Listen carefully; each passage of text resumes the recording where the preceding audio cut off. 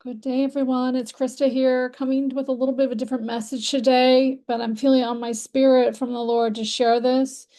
Um, so I'm a little late in giving this message. God is really putting my spirit to warn people to have hard copies of things and not keep everything digital.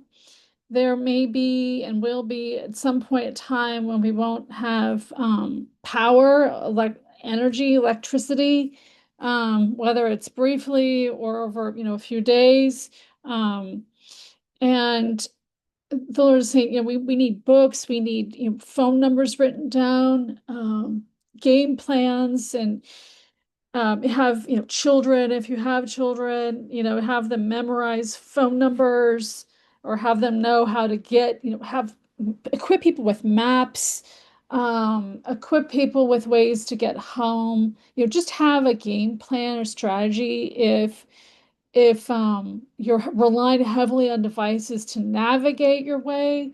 That is one thing, navigation. And the other thing is just ensure that you have hard copies of Bibles, ensure that you have printouts also of your bank statements, um, of your balance, um, everything that you think you might need that's only kept digitally, you will want hard copies of.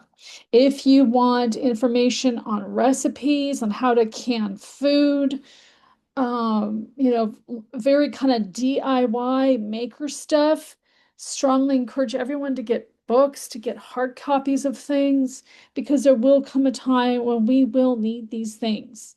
Also, there will come a time when Christian content will be hard to find online. Ensure that you have, if you can, have a local community to connect with. Um, there will ideally be some channels that won't be as mainstream as some of the biggest ones out there. But as we've seen with AI, they have, AI Bible sermons, AI churches, and information is not it's not clean, it's not accurate. In some cases, it's corrupted files, if you will. So uh, there will come a time when we won't have these channels, whether it's brief or long term, as believers in Christ. So be prepared for those things. I know one person with a channel out of Oregon has a mailing list. She's like has people mail her to a PO box, and she's getting a mailing list, and she wants to send out newsletters via snail mail, which I think is, she's older than me. She's definitely retired.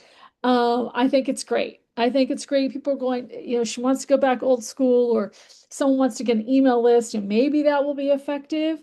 I don't know. But I do think it would be good to get on email lists for people who are like-minded. If they send out newsletters that they can't share online, but they can do it on email, those individuals are good to have contact with. I don't have an email list. I don't have enough people following me to warrant something like that with only a few hundred followers. So, and honestly don't know what I would say, what I would write, but